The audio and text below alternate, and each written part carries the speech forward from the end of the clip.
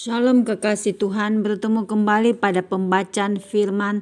Tetap semangat dan bersuka cita. Semoga Bapak Ibu sehat selalu dalam lindungan Tuhan. Sebelum membaca firman, kita berdoa terlebih dahulu. Tuhan Yesus yang Maha Suci, Maha Kuasa, kami datang sujud bersimpu di bawah kaki-Mu. Tiada kekuatan dunia yang kami handalkan, selain kekuatan surga yang kami minta turun melingkupi kami. Urapi kami ya Allah Roh Kudus, dengan seluruh pendengar yang mendengarkan firman-Mu. Terangi hati dan pikiran kami saat membaca firman. Kami mulai pembacaan firman ini hanya di dalam nama Tuhan Yesus yang maha ajaib. Haleluya. Amin. 1 Raja-Raja 3. Doa Salomo memohon hikmat. Lalu Salomo menjadi menantu Firaun, raja Mesir. Ia mengambil anak Firaun dan membawanya ke kota Daud sampai ia selesai mendirikan istananya dan rumah Tuhan dan tembok sekeliling Yerusalem. Hanya bangsa itu masih mempersembahkan korban di bukit-bukit pengorbanan, sebab belum ada didirikan rumah untuk nama Tuhan sampai pada waktu itu. Dan Salomo menunjukkan kasihnya kepada Tuhan dengan hidup menurut ketetapan-ketetapan Daud ayahnya. Hanya ia masih mempersembahkan korban sembelihan dan ukupan di bukit-bukit pengorbanan. Pada suatu hari raja pergi ke Gibeon untuk mempersembahkan korban, sebab disitulah bukit pengorbanan yang paling besar. 1000 korban bakaran dipersembahkan Salomo di atas mezbah itu. Di Gibeon itu Tuhan menampakkan diri kepada Salomo dalam mimpi pada waktu malam. Berfirmanlah Allah, "Mintalah apa yang hendak kuberikan kepadamu." Lalu Salomo berkata, "Engkaulah yang telah menunjukkan kasih setiamu yang besar kepada hamba-Mu Daud ayahku, sebab ia hidup di hadapan-Mu dengan setia, benar dan jujur terhadap Engkau. Dan Engkau telah menjamin kepadanya kasih setia yang besar itu dengan memberikan kepadanya seorang anak yang duduk di tahtanya seperti pada hari ini. Maka sekarang ya Tuhan Allahku, Engkaulah yang mengangkat hamba-Mu ini menjadi raja, menggantikan Daud ayahku, sekalipun aku masih sangat muda dan belum berpengalaman. Demikianlah hamba-Mu ini berada di tengah-tengah umat-Mu yang Kau pilih, suatu umat yang besar yang tidak terhitung dan tidak terkira banyaknya. Maka berikanlah kepada hamba-Mu ini hati yang paham menimbang perkara untuk menghakimi umat-Mu dengan dapat membedakan antara yang baik dan yang jahat.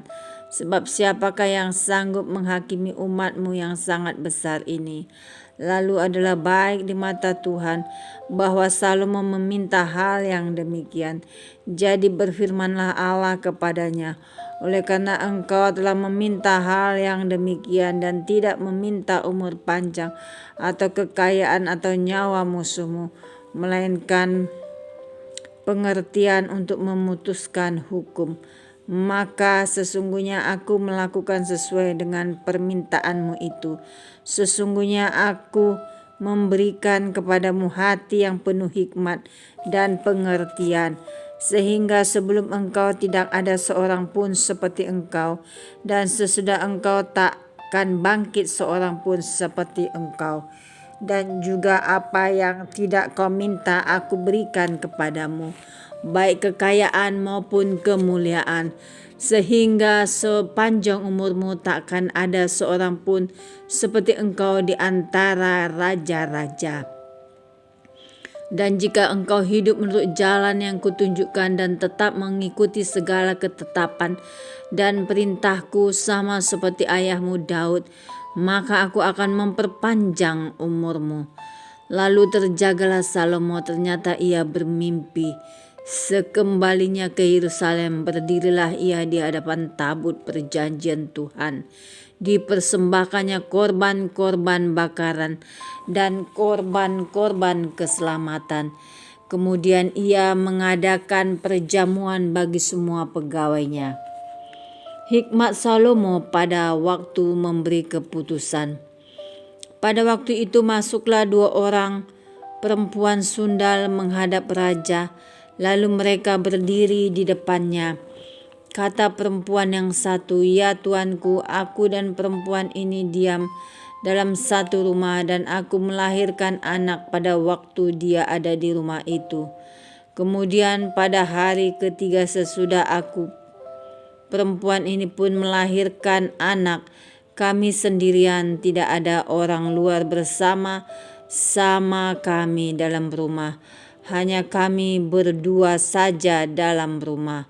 Pada waktu malam anak perempuan ini mati karena ia menidurinya.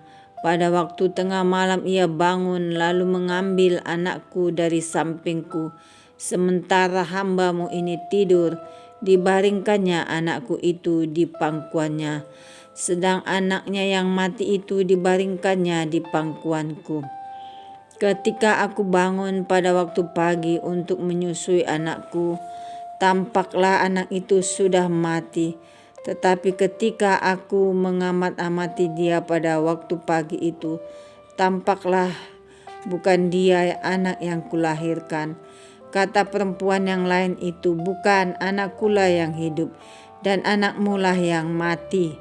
Tetapi perempuan yang pertama berkata pula, "Bukan, anakmulah yang mati dan anakkulah yang hidup." Begitulah mereka bertengkar di depan raja.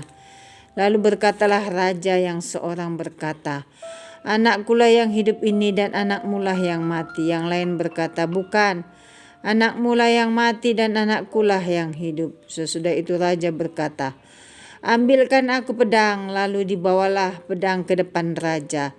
Kata raja, "Penggalah anak yang hidup itu menjadi 2 dan berikanlah setengah kepada yang satu dan yang setengah lagi kepada yang lain." Maka kata perempuan yang punya anak yang hidup itu kepada raja, sebab timbullah belas kasihannya terhadap anaknya itu, katanya, "Ya tuanku, berikanlah kepadanya bayi yang hidup itu, jangan sekali-kali membunuh dia." Tetapi yang lain itu berkata, "Supaya jangan untukku ataupun untukmu, penggallah." Tetapi raja menjawab katanya, "Berikanlah kepada bayi yang hidup itu, jangan sekali-kali membunuh dia, dia itulah ibunya." Ketika seluruh orang Israel mendengar keputusan hukum yang diberikan raja, maka takutlah mereka kepada raja, sebab mereka melihat bahwa hikmat daripada Allah ada dalam hatinya untuk melakukan keadilan. Amin. Terima kasih Tuhan Yesus yang maha baik, maha mulia. Kami sudah memperdengarkan dan mendengarkan firman hari ini. Berkati para pendengar channel YouTube ini, berikan kesehatan, rezeki, kekuatan iman yang baru dalam menjalani kehidupan hari ini.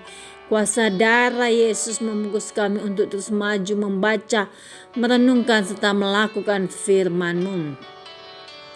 Pimpin kami ya Allah Roh Kudus terus di jalan terang-Mu Tuhan.